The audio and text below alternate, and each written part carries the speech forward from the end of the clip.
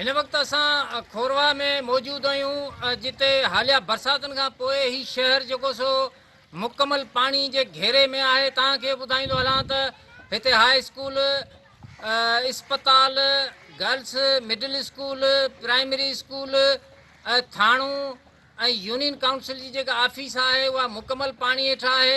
हिते ड्रेनेज जो सिस्टम सही न हुअण करे हिते जेको गंदे पाणीअ जो जेको तलाउ आहे सो ओवर फ्लूड थी हिते मुख़्तलिफ़ पाड़नि जंहिंमें कासाई पाड़ो आहे, कुंभार माला आहे, पंहिंजो ख़ासकेली माला आहे, मलाह माला आहे, मेमण माला आहे, उन्हनि में जेको सो काहे पियो आहे। गॾोगॾु ही जेको पाणी आहे बाज़ार जो जेको मेन बाज़ार जो रस्तो आहे उन में जेको सो ही पाणी दाख़िल थी वियो आहे। अञा ताईं इंतिज़ामिया हिन पाणी खे कढाइण लाइ को बि तहरीक न वरितो आहे। ही पाणी जीअं जो तीअं जेको सो मौजूदु आहे, उन करे ज़रूरत उन ॻाल्हि जी आहे त फ़ौरन ही पाणी कढाए शहरनि खे हिन अज़ाब खां छुटकारो ॾियारियो वञे।